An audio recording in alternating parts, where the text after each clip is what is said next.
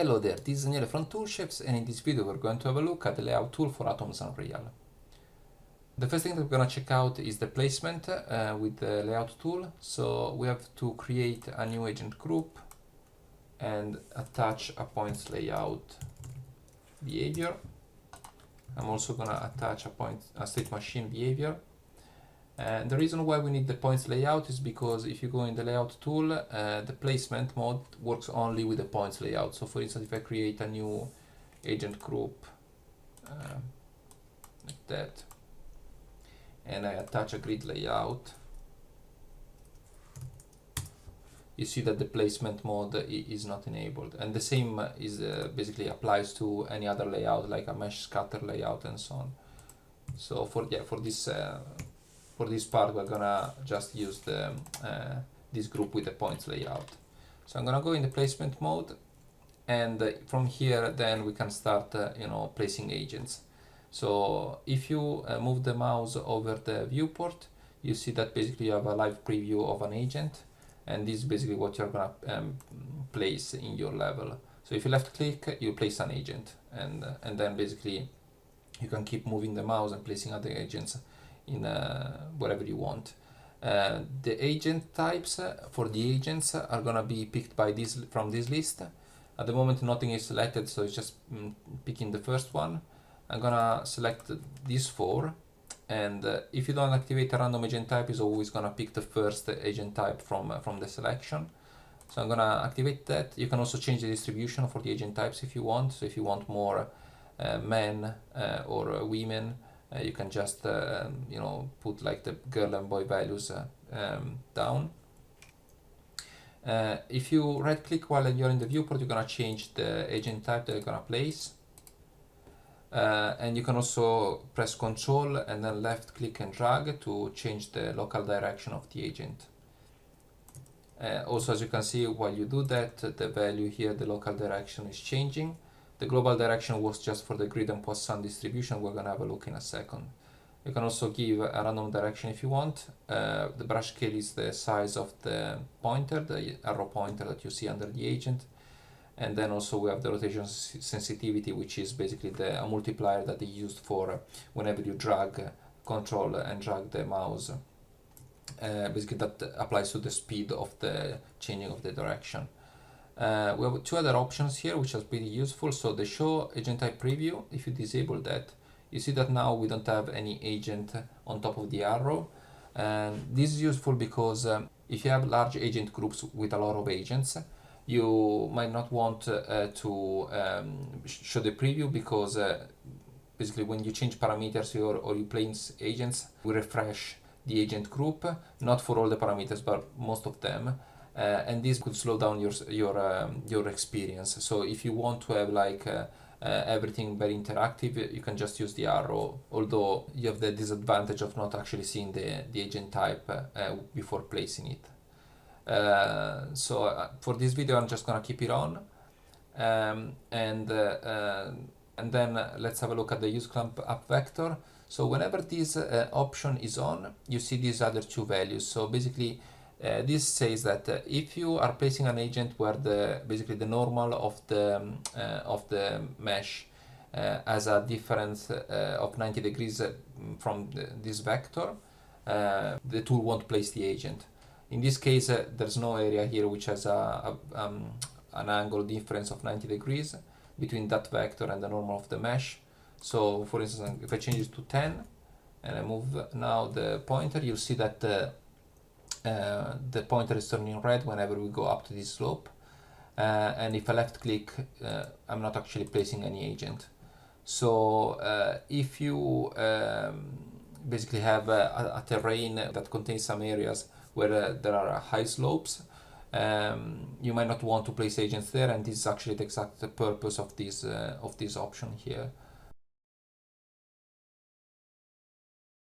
So let's now have a look at the grid distribution.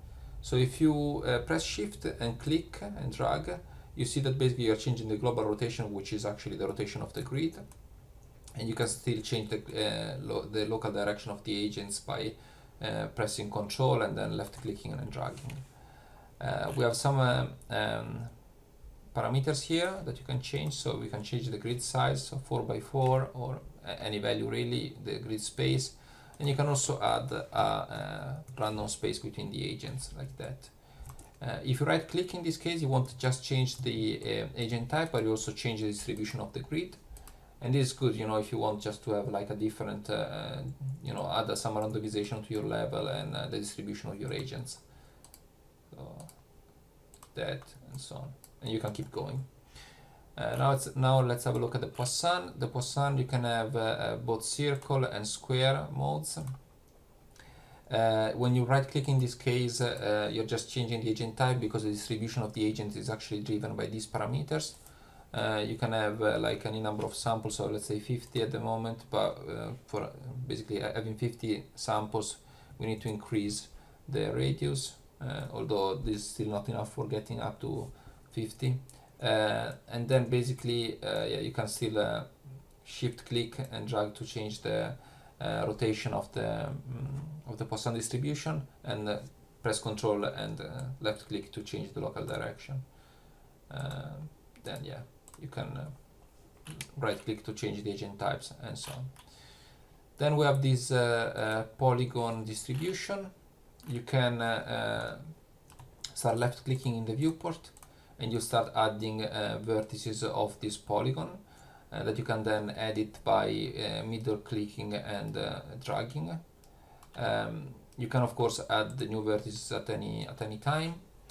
You can still press Control and then drag to change the direction of the agents, and then you can change the number of agents inside your poly, the minimum distance, so let's say 50.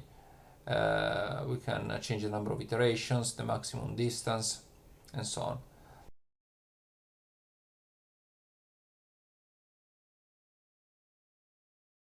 Once you are happy with your agents, you can click place agent to place the agents. Otherwise, you can always click reset, and this will actually delete the polygon and all the agents, the preview of the agents. And then basically this is how you work with the polygon mode. Then we have the curve. Same thing. You can start left clicking in the viewport, and then a curve will be drawn. You can edit the points by middle clicking and dragging. You can have a number of samples along the curve, so I'm gonna say let's say 12, and then I'm going to change the number of agents per sample, so I'm gonna say 4. You can also add like a random agent number per row, so you can say per sample, so you can say if you type 4, basically a number between 0 and 4 will be added to each sample. So here we have more than 4, 1, 2, 3, 4, 5, 6, and here we have 4 and so on. So just to give a bit more of randomization. You can change the spacing, so let's say 120. You can also give a randomness to the space, let's say 50 and 50, that. You can change the alignment mode. So at the moment they're all aligned to the tangent, but I want them to be aligned to the normal. You can also say invert the direction, both for the normal and the tangent. And then of course you can also use the user defined, which is basically just picking the local direction here. Then this value here, the curve minimum distance, is for clamping agents. So if there's any agent has another agent which is closer than 75 units, that agent is not going to be shown in here. So let's say if I do 50, so we should see some agents appearing like this.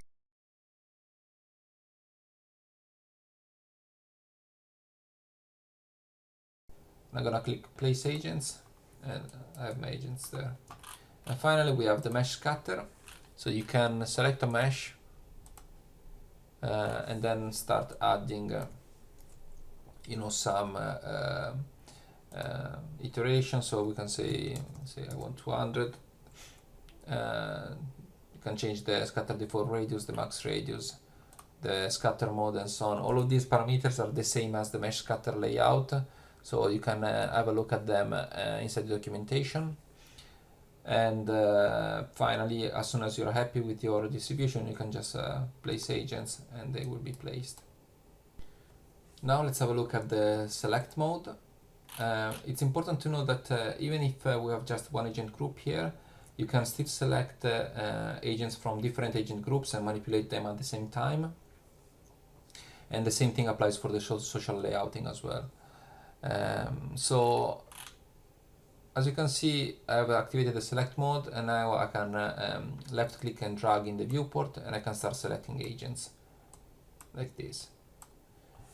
Whenever an agent is selected, you'll see some parameters here updating. So we have the ID, which is the global ID of the agent, and the group ID, which is the local ID of the agent in this group. The agent type is updating, so this agent is a girl. You can change the agent type from here, so you can say I want it to be a man, and the agent type was just updated. And then you can also manipulate the agent by just like using the move tool. You can rotate them and scale them as well. For the rotation, you can use both the local and global space. So in local, you're just changing the local rotation of the agent.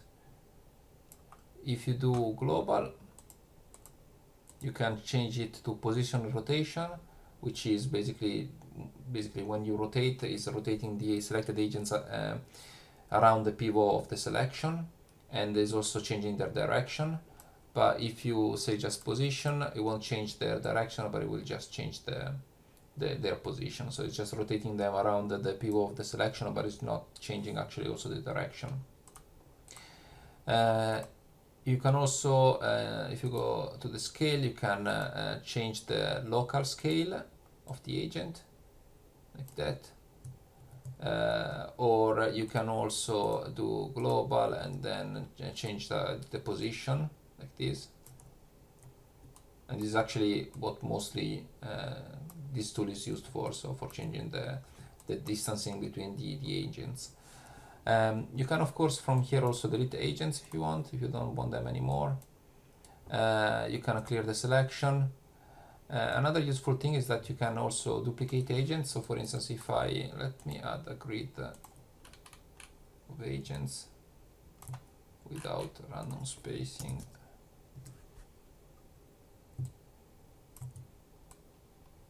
Like this, and I'm going to select, and I'm gonna select these agents here. Now if I click on duplicate, you can also press Ctrl D. These agents will be duplicated. I'm just gonna move them a little, and then I'm gonna click duplicate again. And as you can see, the new duplicated agents actually preserve the offset that we just applied from the previous duplication, and you can keep going like this, and you just keep adding agents using that offset. Another thing that you can do is use this button, separate agents, so you can have a selection. So for instance, say all these agents, we don't want them anymore in this agent group, but we would like them to have them in another agent group, which can just click this button. And as you can see, now we have a new agent group here, which just contains those agents. And just to show you quickly, now we can select these agents and move them together. And finally, we have this selection search here, which is kind of useful whenever you want to clean your scene, for instance. So say basically you want to select all agents that are too close to each other and they overlap. You can do this by just providing a distance here and do select agents. We don't have two agents close enough here at the moment, so let's just move this agent to this one just to show you quickly. Okay, and now I'm gonna select everything, select. You see, now I just selected those two agents because they are too close to each other. So you can select one of them like that and just move it away like so. You can perform the search on just the selected agent group if you want, and you can also combine different filters for the search. So you can also say I want to select all agents that are closer than 50, and also they are men or girls or whatever. And you can also use the metadatas. for filtering. So for instance, you want to select all agents that are in a certain state. You can do that by typing here the metadata state, the state metadata, state like that, and provide a range for the state. So for instance, in this case, in my scene here, I have all the agents that have state 0. So if I do select, actually I have to remove the search radius, of course. All the agents got selected because they are all in this range. The metadatas are available on the documentation. So if you go on the docs and search for the agent metadatas, you'll see all the agents metadatas that you can use for the search. And of course, you can also use your own if you created some custom behavior modules that added the custom metadata to your agents. Now we can have a look at the social layout. So the social layout is basically a mode that lets you perform actions on the selected agents. So let's select some of them. And what you can do is, for instance, the first thing is do an average orientation. You can start left clicking and dragging this slider, and you'll see the agents getting aligned along like the average orientation of the selected agents. You can of course type a value here, which can be within 0 and 100. You can also have average position, so you can pull the agents closer to each other. You can make them look to the center of the selection, of course, or if you want, you can also make them look to an actor. Let's do sky sphere just for now. We don't really care at the moment, but yeah. So this is how you actually can make them look in the same direction quite quickly. Distant noise actually give you some randomness if you need more after you have placed your agents, and you also have an orientation noise if you want. Of course, here you can provide different values, so you can increase these values to add a bit more randomness to your agents.